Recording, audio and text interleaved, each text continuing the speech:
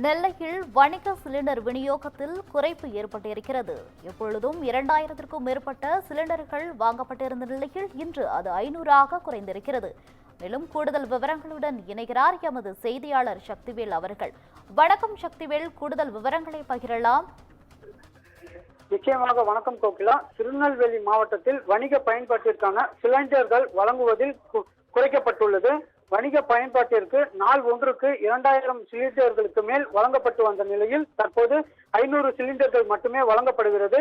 மாவட்டத்தில் சுமார் 2 லட்சம் வீட்டு உபயோக சிலிண்டர்கள் இணைப்புகள் உள்ளது.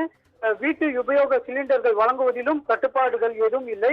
25க்கும் மேற்பட்ட டிஸ்ட்ரிபியூட்டர்கள் மூலம் சிலிண்டர்கள் வழங்கப்பட்டு வருகிறது. 25 நாட்களுக்கு பிறகு முன்பதிவு செய்ய முடியும் என்ற நிலையில் பதிவு செய்து ஒரு காலத்திற்கு மேல் சிலிண்டர்கள் டெலிவரியாக செய்யப்படுகிறது. வீட்டு உபயோகத்திற்கு புதிய இணைப்பு வழங்குவதும் தற்போது நிறுத்தப்பட்டுள்ளது. ஒரு சிலிண்டர் பயன்பாடு பெறும் மக்களுக்கு 2வது சிலிண்டர் இணைப்பு வழங்குவது நிறுத்தமும் செய்யப்பட்டுள்ளது. தூத்துக்குடியில் எரிவாயு உருளை கேஸ் நிரப்பப்படும் நிலையில் நாள்தோறும் வீட்டு உபயோக சிலிண்டர்கள் வந்து சேர்வதிலும் தாமதமாக ஏற்படுவதாக தகவலும் கிடைத்துள்ளது.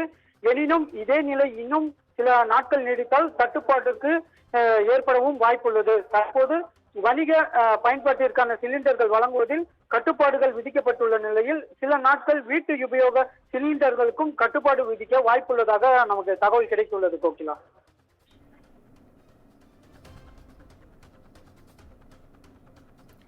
தகவல்களுக்கு நன்றி சக்திவேல்.